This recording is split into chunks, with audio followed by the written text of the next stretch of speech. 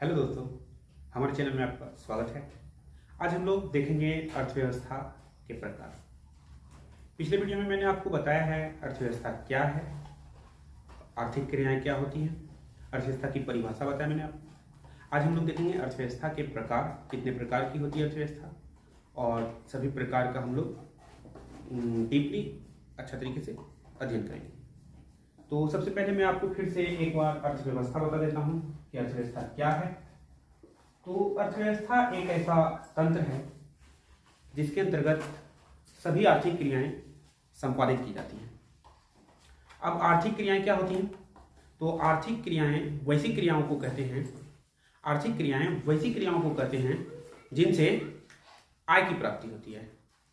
जिनसे आय की प्राप्ति होती है वे सभी क्रियाएं आर्थिक क्रियाएं कहलाती हैं। ठीक है, अब हम लोग आगे चलते हैं।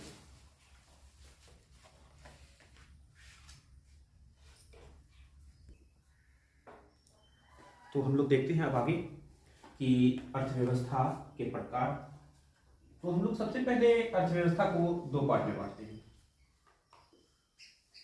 ठीक है, तो ये दो प्रकार कौन कौन है? तो एक हो जाता है विकास के आधार पर, विकास के आधार पर, ठीक है, और दूसरा होता है स्वामित्व के आधार पर, स्वामित्व के आधार पर।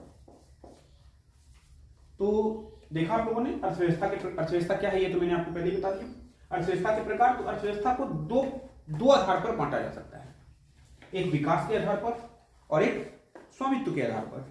तो हम लोग सबसे पहले देखते हैं विकास के आधार पर। तो विकास के आधार पर अर्थव्यवस्था को कितने भागों में बांटा जा सकता है? तो इसके आधार पर अर्थव्यवस्था को, विकास के आधार पर अर्थव्यवस्था को दो भागों में बांटा जा सकता है। ये दो भाग कौन कौन होंगे? तो पहले हम लिखते हैं अल्प विकसित, जिसको कि बहुत लोग अविकसित भी कहते हैं, इसे और दूसरा नाम से कहते हैं अर्ध विकसित, अर्ध विकसित, और इसको मतलब जो कहते हैं फाइनली वो क्या कहते हैं? विकासशील। तो एक तो ये अर्थव्यवस्था हो गई विकास के आधार पर, तीनों एक का ही नाम है, अल्प विकसित, अर्ध विकसित, विकासशील। क्योंकि अविकसित हम लोग इसलिए भी नहीं कह सकते हैं क्योंकि अभी के समय में सारी अर्थव्यवस्थाएं विकास की राह पर चल चुकी है, तो हम लोग विकासशील कह सकते हैं। विकासशील, अर्ध विकसित और अल्प विकसित। और दूसरी अर्थव्यवस्था जो होती है विकास के आधार पर वो होती है विकसित अर्थव्यवस्था। क्लियर है?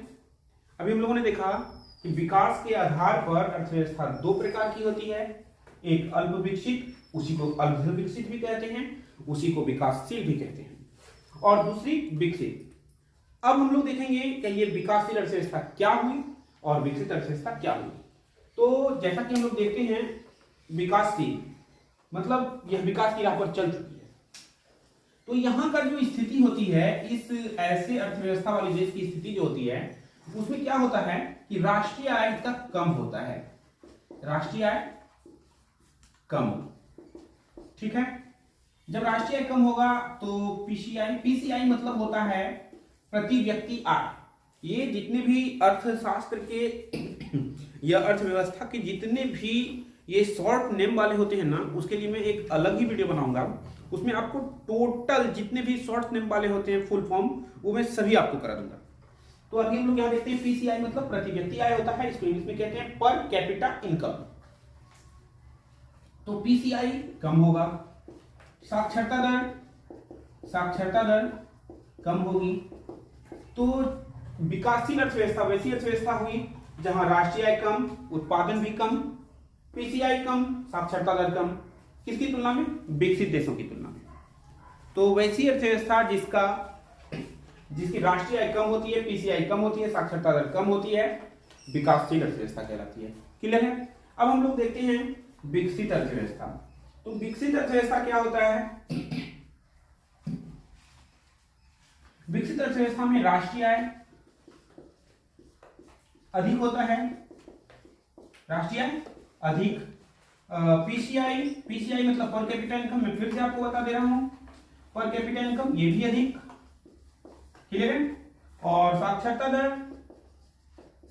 दर ये भी अधिक होती है।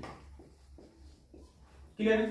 तो वैसी अर्थव्यवस्था जिसका जिसकी राष्ट्रीय अधिक होती है, प्रतिव्यक्ति आय अधिक होती है, साक्षरता दर अधिक होती है, वो विकसित अर्थव्यवस्था कहलाती है। जैसे में हम लोग ले सकते हैं अमेरिका, वियतनाम, ये सब क्या है, विकसित अर्थव्यवस्था में आती है। और विकासशील में तो हम लोग भारत को ही ले सकते हैं। क्लियर है, भारत विकासशील में आता है। अब हम लोग देखते हैं स्वामित्व के आधार पर। तो अभी तक जो आप लोगों ने देखा कि अर्थव्यवस्था के प्रकार में सबसे पहले हम लोग इसको दो भाग में बांटते हैं, विकास के आधार पर और स्वामित्व के आधार पर। विकास के आधार पर हम लोग देखते हैं कि अर्थव्यवस्था दो प्रकार की होती है, एक विकासशील अर्थव्यवस्था और एक विकसित अर्थव्यवस्था। अब हम लोग देखेंगे स्वामित्व के आधार पर अर्थव्यवस्था कितने प्रकार की होती है। तो स्वामित्व के आधार पर जो अर्थव्यवस्था होती है वो तीन प्रकार की होती है।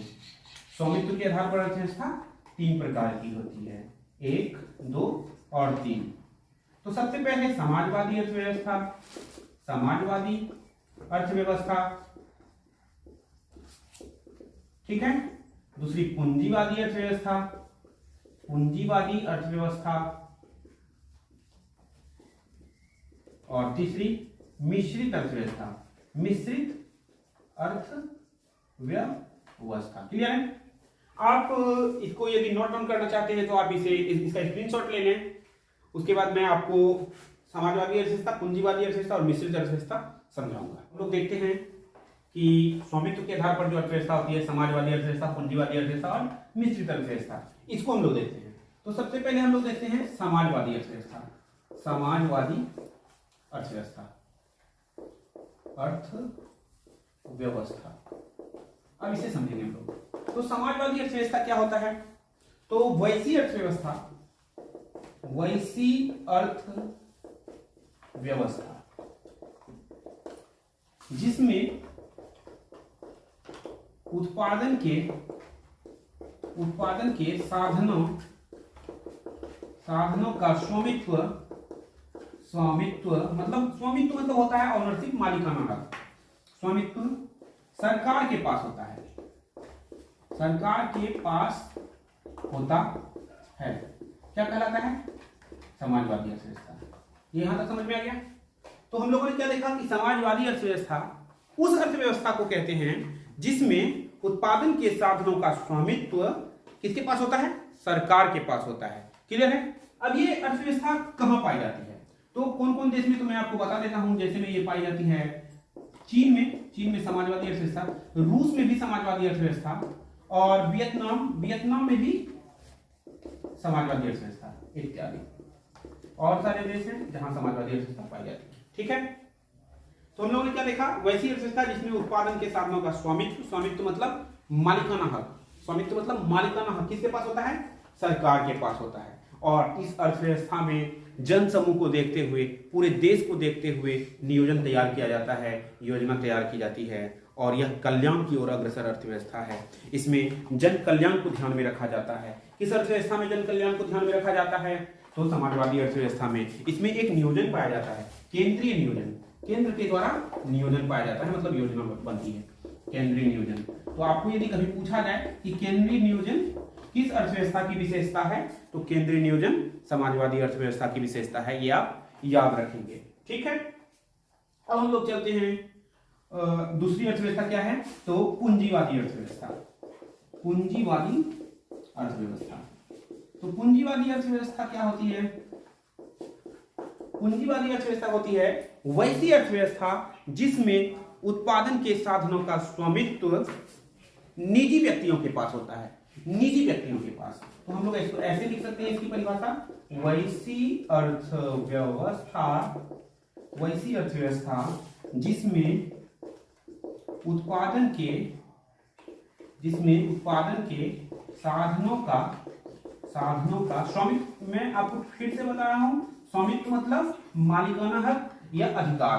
स्वामित्व निजी व्यक्तियों या कंपनियों के पास होता है, निजी व्यक्तियों या कंपनियों के पास होता है, कंपनियों के पास होता है। उसे क्या कहते हैं, उसे पूंजीवादी अर्थव्यवस्था कहते हैं। अब पूंजीवादी अर्थव्यवस्था जो होती है, इसमें क्या होता है, श्रमिकों का शोषण होता है, इसमें श्रमिकों का शोषण होता है। क्योंकि क्या होती है ये अर्थव्यवस्था, इसमें निजी कंपनी पूरी तरह से, मतलब निजी कंपनी ही सब कुछ है, निजी व्यक्ति ही सब कुछ है, पूरी तरह से उत्पादन के साधनों का स्वामित्व किसके पास है? निजी कंपनी के पास है। तो इसे हम लोग कहते हैं, जैसे अभी हम लोगों ने देखा कि ये केंद्रीय नियोजन था। केंद्रीय नियोजन किस अर्थव्यवस्था की विशेषता थी? तो क्योंकि केंद्र के द्वारा इसमें एक नियोजन बनाई जाती थी समाजवादी अर्थव्यवस्था में, और इसे क्या कहते हैं? इसे कहते हैं बाजार नियोजित अर्थव्यवस्था। आपको यदि कभी पूछा जाए कि बाजार नियोजित अर्थव्यवस्था किसे कहते हैं, तो आपका जवाब यही होगा कि बाजार नियोजित अर्थव्यवस्था पूंजीवादी अर्थव्यवस्था को कहते हैं। और इसे कहते हैं, इसे एक और भी कहते हैं गैर नियोजित अर्थव्यवस्था। गैर नियोजित अर्थव्यवस्था, इसमें क्या होता है? इस अर्थव्यवस्था में यह होता है कि निजी कंपनियां पूरी तरह से गला काट प्रतियोगिता करती हैं। पूरी तरह से श्रमिकों का शोषण होता है। 8 घंटे से लेकर 12 घंटे तक काम करने के लिए वो बाध्य हो जाते हैं ऐसी अर्थव्यवस्था में। मतलब श्रमिकों का तो शोषण होता ही होता है, और ये बिल्कुल भी कल्याण की ओर अग्रसर नहीं होती है। इस अर्थव्यवस्था मतलब जन कल्याण के लिए ये अर्थव्यवस्था नहीं हो सकती। ठीक है, ये कहाँ पाया जाता है? तो जैसे मैं आपको बता देता हूँ, अमेरिका आपका अमेरिका हो गया, फिर जापान में भी जापान, अमेरिका, जापान, ये सब देशों में ये अर्थव्यवस्था पाई जाती है। कौन सी अर्थव्यवस्था पाई जाती है? पूंजीवादी अर्थव्यवस्था पाई जाती है। क्लियर? आपको यदि पूछा जाए कि श्रमिकों का शोषण किस अर्थव्यवस्था में होता है, तो आपका जवाब होगा ये पूंजीवादी अर्थव्यवस्था। आपको यदि पूछा जाए कि उत्पादकों के बीच प्रतियोगिता, गला काट प्रतियोगिता किस अर्थव्यवस्था की विशेषता है, तो आपका जवाब होगा पूंजीवादी अर्थव्यवस्था। गैर नियोजित अर्थव्यवस्था कौन सी अर्थव्यवस्था कहलाती है? पूंजीवादी अर्थव्यवस्था। बाजार नियोजित अर्थव्यवस्था कौन सी अर्थव्यवस्था कहलाती है? तो पूंजीवादी अर्थव्यवस्था। इसमें हर एक उत्पादक, जो निजी कंपनी, जितने भी निजी व्यक्ति होते हैं, निजी कंपनी होते हैं, वो सब दिन रात एक करके सिर्फ अपना मुनाफा के बारे में सोचते हैं। जैसे बड़ी मछली छोटी मछली को खा जाती है, ठीक उसी प्रकार से बड़े बड़े पूंजीपति किस तरह से मार्केट से छोटे छोटे पूंजीपति को गायब कर देते हैं, ये पता भी नहीं चलता है। तो ये इस अर्थव्यवस्था की बात है। आप इसको नोट डाउन कर सकते हैं, तो आप इसका स्क्रीनशॉट ले लीजिए, और उसके बाद मैं आपको बताता हूं मिश्रित अर्थव्यवस्था। क्लियर?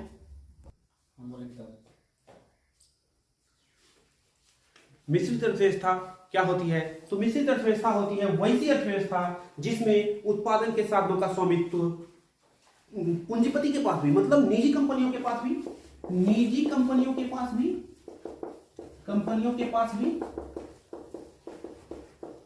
और सरकार के पास भी।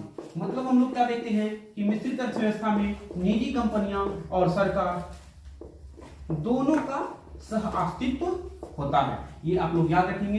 तो वैसी अर्थव्यवस्था जिसमें उत्पादन के साधनों का स्वामित्व निजी व्यक्तियों के पास भी और सरकार के पास भी होता है, उसे मिश्रित अर्थव्यवस्था कहते हैं। क्लियर है? मिश्रित अर्थव्यवस्था समाजवाद और पूंजीवाद के बीच का रास्ता होता है। आप इसे याद रखेंगे। अब मैं आपके लिए एक क्वेश्चन छोड़ के जा रहा हूं। आपको यह बताना है कि किस देश में, किसी एक देश का आप नाम बताएंगे जिसमें मिश्रित अर्थव्यवस्था पाया जाता है। क्लियर है? आज के वीडियो में इतना ही। आगे के वीडियो में आपको मैं बताऊंगा और अर्थव्यवस्था के प्रकार तो हो ही गया आज। इसके बाद जो टॉपिक होगा वो मैं आगे के वीडियो में आपको बताऊंगा। तब तक के लिए धन्यवाद। यदि आप हमारे चैनल पर नए हैं तो हमारे चैनल को सब्सक्राइब करें, हमारे वीडियो को लाइक करें, शेयर करें।